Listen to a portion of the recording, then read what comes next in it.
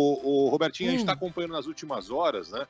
A situação, mais uma vez, que chama atenção na região metropolitana, na capital gaúcha, por causa do aumento do nível dos rios. O Guaíba transbordou ontem, né? Uma série de complicações, não só no trânsito, mas também para todo mundo que vive naquela área, não só na capital Porto Alegre, como eu falei, mas ilhas que tem naquela região. Hoje tem uma comitiva do governo federal que chegou no Rio Grande do Sul, e há uma preocupação com a chuva naquela área. Aparentemente, o nível do Guaíba começou a baixar, e tomara que isso aconteça, mas muita gente já teve que sair de casa. Mais de 1.400 pessoas, 260 moradores precisaram ser levados para abrigos da prefeitura em Guaíba. A gente sabe que essa situação que agora está acontecendo no Rio Grande do Sul aconteceu há pouco tempo em São Paulo, no litoral, aconteceu há pouco tempo no Rio de Janeiro, aconteceu há pouco tempo em Minas Gerais, aconteceu há pouco tempo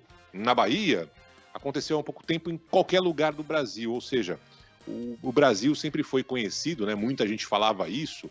Olha, pelo menos a gente tem uma série de problemas aqui no Brasil. Tem corrupção do governo, o dia a dia com a criminalidade, mas pelo menos aqui não tem furacão, aqui não tem terremoto, né? Aqui não tem uma série de desastres climáticos que são comuns em outros países. Mas de um tempo para cá, a situação, infelizmente, mudou. A crise climática tem afetado, semana sim, semana também, o nosso país. E diante dessa realidade, agora, em Porto Alegre, por exemplo, 1 morto, 2 no interior, então são 3 no Rio Grande do Sul, são 52 mortos no total. É a maior tragédia, total de 52 mortos desde a tragédia anterior. Ou seja, você vai acumulando mortes, acumulando problemas envolvendo desabrigados, alojados, situações que as cidades não estavam acostumadas, que agora têm de lidar. E aí você tem uma realidade que o Brasil não é mais aquele país que está isento, que está, digamos, longe das crises climáticas, longe de algo que traga efeitos reais para a sua população. Não tem terremoto. Ainda bem que não tem terremoto, mas você tem fenômenos como esse que simplesmente de uma hora para outra fazem os principais rios transbordarem. Você tem uma realidade que se impõe em comunidades que não viviam isso antes. E o brasileiro, em geral, não está acostumado com isso. Ele não está acostumado em receber um alerta no seu telefone celular, coisa que, por exemplo, aqui nos Estados Unidos acontece muitas vezes. Alerta o seguinte: saia de casa agora, procure abrigo em tal lugar, né? Porque muitas vezes nem tem abrigo em tal lugar. Procure um lugar mais alto. Procurar um lugar mais alto aonde? Eu tenho que subir na minha casa, no telhado da minha casa? Eu vou para onde, né? Você tem em alguns países, no Chile, por exemplo, nem precisa vir aqui para os Estados Unidos, né? Na ocasião de um tsunami, você tem rotas de fuga estabelecidas, em especial nas cidades litorâneas, de como você fugir de um tsunami que está chegando ali na praia, né? Então isso está estabelecido, isso é uma realidade. Como o Brasil nunca teve essa frequência tão grande desses fenômenos climáticos, ninguém nunca se preocupou, nem as autoridades, nem a população em geral. Só que isso precisa mudar. Esse paradigma de como lidar com esses fenômenos precisa mudar para ontem. Por quê? Porque esses fenômenos têm causado cada vez mais tragédias no nosso país. Eu estou falando de uma mudança de mentalidade mesmo, das autoridades em geral. Qual é a forma mais eficaz de se comunicar com a população que pode daqui a pouco ter alguma vítima, algum problema, alguma situação fora da realidade? Por meio do telefone celular? É por meio das rádios, das TVs?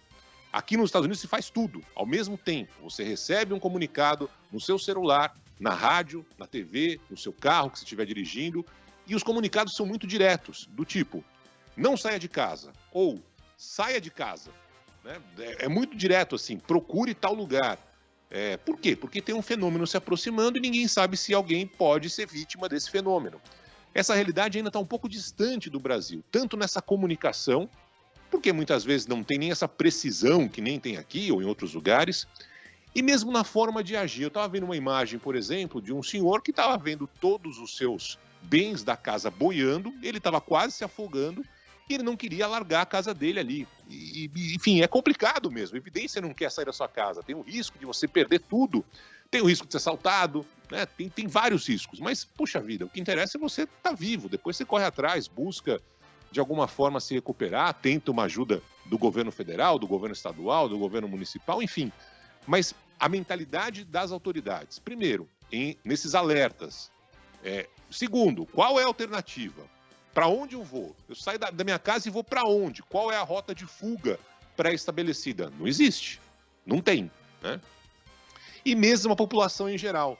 De saber que está chegando um alerta desse no seu celular, você não vai no seu dentista porque tinha um compromisso marcado e você precisava ir lá. Não vai sair de casa. Ah, mas eu tenho que sair de casa e largar meus bens aqui.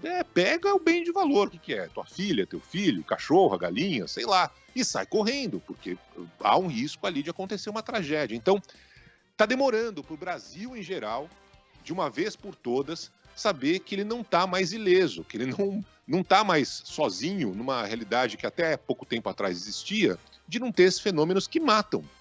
Não tem, de fato, terremoto, que bom.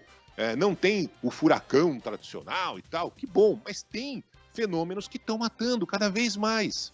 Então essa comunicação ainda é uma comunicação falha por parte do governo, essa previsão com exatidão de que horário vai começar o fenômeno, que hora vai terminar, também é falha. Você não tem os radares que outros países têm, não há investimento nesse sentido, infelizmente. Pode conversar com qualquer meteorologista brasileiro que eles vão te falar isso. Essa comunicação é falha, a falta de radares é algo que precisa ser melhorado, as rotas de fuga praticamente não existem, né? Para onde eu vou? Tá, eu saio de casa e vou para que lugar? Você não sabe, você não tem ideia, né? E a população em geral precisa entender que há um risco de ela perder a vida, a sua família morrer numa tragédia como essa. Então há uma necessidade urgente, uma mudança da compreensão desses fatos, que não são mais tão isolados assim. Toda semana, praticamente, a gente trata sobre esse assunto em alguma parte do país aqui na Band News FM. E, infelizmente, o Estado gaúcho, mais uma vez, tem sido vítima dessa tragédia, que, claro, tem tudo a ver com as mudanças climáticas. Roberta.